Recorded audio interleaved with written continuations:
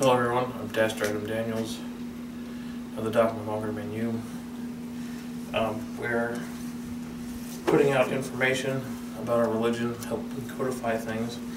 This is the newest current book, Ashemaogha. Last time we did a video, we had Jared Perkins discussing the Aryamani virtues that are found in Ashemaogha. The next thing that it leads to is the Wisdom of Zohok, because the Aryamani virtues are part of the chapter known as ethics and amorality. The ethics, along with the attributes that Jared spoke about, are positive. They're the ones that maintain within the community where among us. So we must look to the main human entity created by Ahriman to be an example as to how we're supposed to treat folks outside of our religion. And I want to give a short synopsis of his enemy so that people understand that there was a battle between the two kings. And again, all this predates Christianity and Judaism and everything else. So I think one of the biggest problems we have for people is getting through the cognitive dissonance of eradicating all of the Judeo-Christian aspects that they've been programmed with in their upbringing to include Judaism, Christianity, and Islam. So I'm just going to read just a quick bit so that people understand what Jamshid or Yima is. They mourned the binder of demons died, but his splendid son Jamshid, his heart filled with his father's precepts, and then prepared to reign. He sat on his father's throne wearing a golden crown according to the royal custom.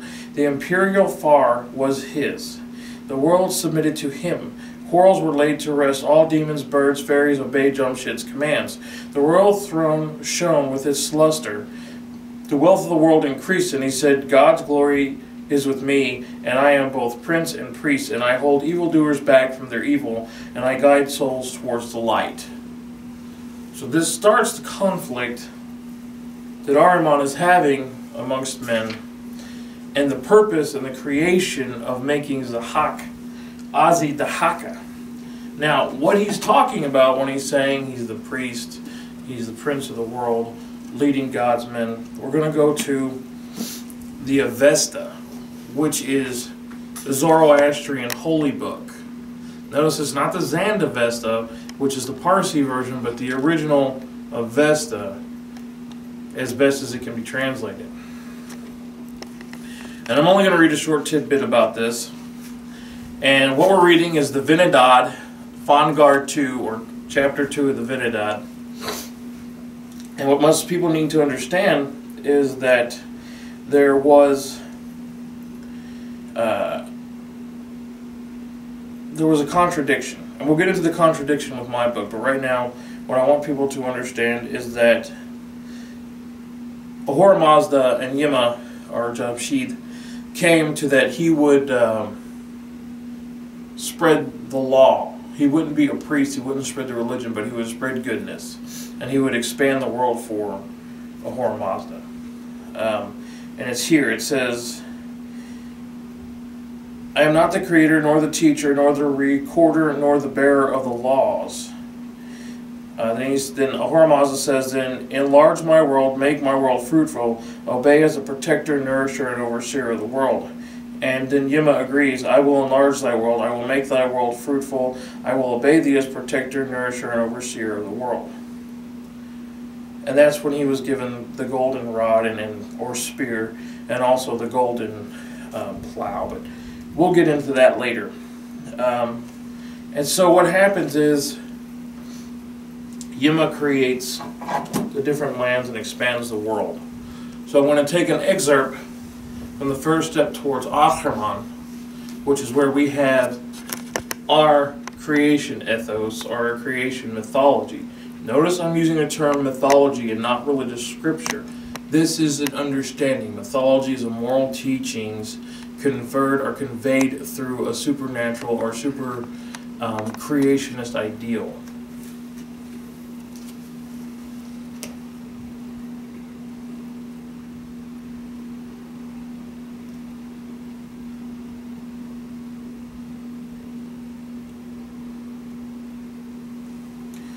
Okay, so in this, Ahriman has sent Koazaran, the black demon, to spy on King Yima, because King Yima has used the golden plow to create more land, to create more Asha, to create more angels, to create more men with the golden plow. So he's splitting the earth and it's expanding, splitting the earth and expanding. And he's doing it through the power of Srosh, the angel, or obedience. And the black demon was given his orders. He was to pollute the altar at the next ceremony. He was to whisper to King Yima to tell lies about it, to keep pollution hidden. Ahzi Dahaka needed to get the water spirit's favor. Let's give it a sacrifice he couldn't refuse. Without water and fire, King Yima could be destroyed. Unbeknownst to me, King Yima's arrogance is what did him in. I do believe my son helped, but since King Yima performed the third ceremony, he asked for Mithra's throne. He had the balls to commit evil speech by saying he was the creator. He had no need for a priest. A tar took form of the bird and flew off. The black demon chased it back to the Varakushan Sea, to the Sienna bird.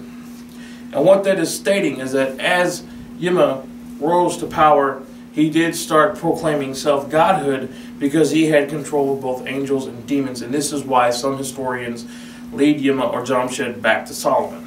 Now, with that being understood, you must understand that Ahzi Dahaka is a direct antithetical character to Yima. Notice I'm not saying adversary, I'm saying antithetical or antithetical, meaning he is going to destroy what was made. The difference in traditional Archamanism versus any type of Satanism is understanding of an adversary versus an antithetical character. The antithetical character is an adversary, but is also destroying what is already established. And I think this is where a lot of misunderstanding occurs. So understanding now that we have two physical kings per each entity on the dividing sides are going to have a clash. And they clash, and if you read the story, then the story is in Ashemaogha of Zohok and the clash and everything. The original story is in here. It's been put in here to read as well. And I'll let you do that on your own because it's available in other books as well. The point that we're trying to get to is the wisdom of Zohok. And the wisdom of Zohok is an observation that we as traditional Aryamanists need to take into accord or into account as to how to treat those without, those that are outside of our community. It doesn't mean to take it directly for its word and to directly do certain things that are about it, but it is good food to chew on spiritually and mentally to think of how those who are without are to be treated. That not only does that include those who are without, but if those who are without are also considered righteous or pious, then the levels of animosity or apathy, depending on the situation, are raised. So, moving into Ashemaogha, we're going to go to the Wisdom of Zohok. About to jump one, sorry.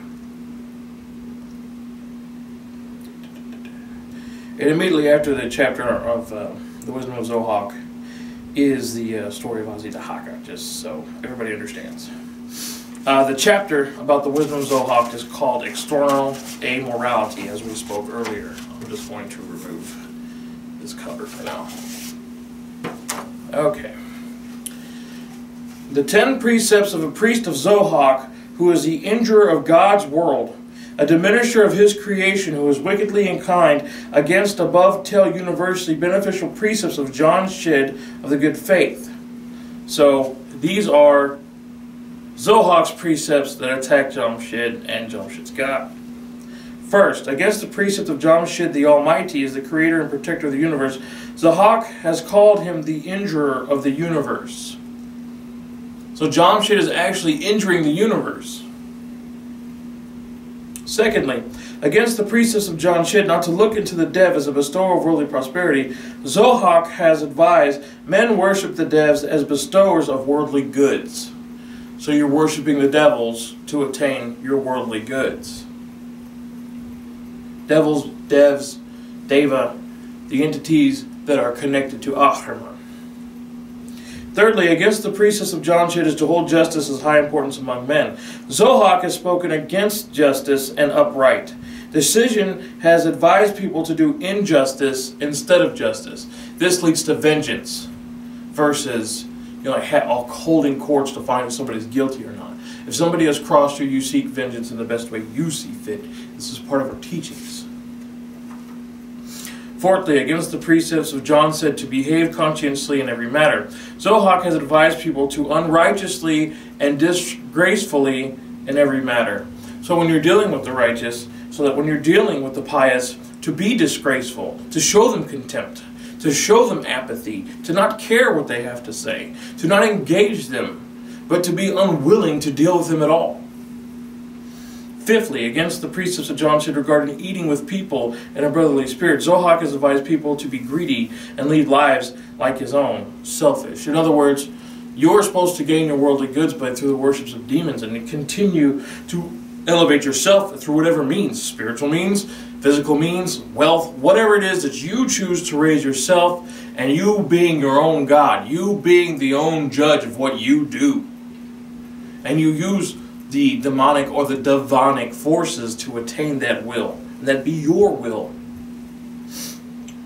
Sixthly, against the precepts of Jamshid, to the father to encourage his children to receive such training that would enable them to perform their duty as the fathers. Later, Zohok has advised the father not to do no such thing. In other words, what it's saying is normally in these ancient cultures, if your dad was a blacksmith, you're going to be a blacksmith. If your dad was a horsekeeper, you're going to be a horsekeeper. Zohok is saying, allow your children to become whatever they want to become. Do not teach them the family thing and let them elevate themselves outside the family line. And that's how we need to look at these things. Seventhly, against the precepts of Jamshid to patronization, the poor is one's own. Zohok has advised the powerful to deprive such people at their presence and patronage. In other words, don't allow the poor, the wicked, the weak, the imbecile to bring you down to their level. Maintain your authority. Maintain your elevation. The people you surround yourself with is the person you become. So if you surround yourself with a bunch of poor beggars and people that are just going to take from you, you're going to become like them. So to always maintain your elevation, always maintain your own sovereignty, and only surround yourself with people that are of a like nature. Against the precepts of Jamshid not to kill for the food of goats until they have reached mature age. Zohok has taught people to kill such goats accordingly. And we have to look at this not so much as just a animal sacrifice and worship of the goddess, which will be in the next book, and we'll discuss that further. But what this particular precept is saying, bottom line, is eat meat. Kill animals and eat their meat. Now that does fall in line with the concept of you eat a dead matter, you eat a dead animal, you will obtain the seeds of madness from Ahriman's madness, because his seed is death. So as Ahzi Dahaka first started eating meat, that corrupted him. So eating the meat of animals or any other dead matter allows for the corruption and the seeds of madness to be implanted in your mind.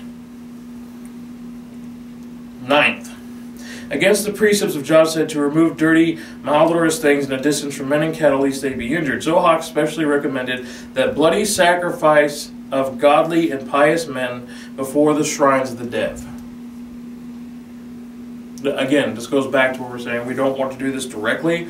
We don't want to do this because it will cause a lot of harm for our own lives. It will put us in jail. However, it is saying to build your sacrifices or to build your hexes, build your curses against men that lead to death, and leave whatever item you have that you've used the hex or kill or that person through magic along on your idols with your devs, so that the devs maintain the power of that energy.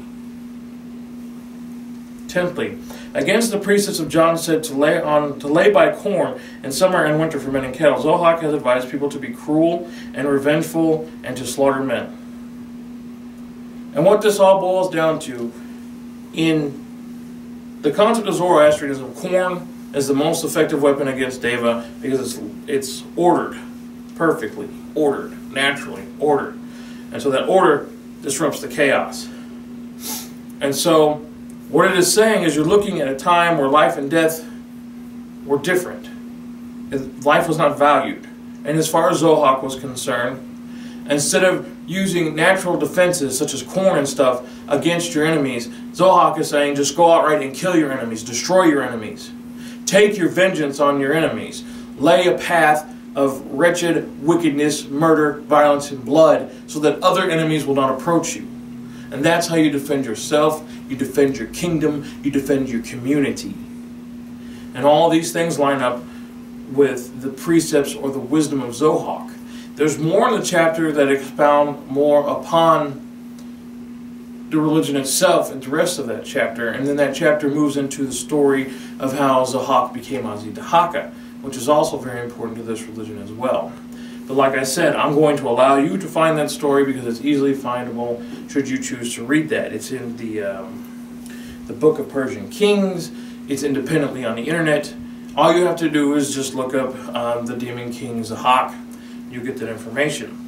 And then that key point of Zohok becoming Ahzi Dahaka and then eventually being defeated in the end and being imprisoned is where we start looking at things of what Ahzi Dahaka did right, what Ahzi Dahaka did wrong, and how we can prosper from that knowledge. Thank you very much. And again, Ashemaogha is available at lulu.com. And we thank and support the folks who've already bought the book. And we thank you for your time watching this video.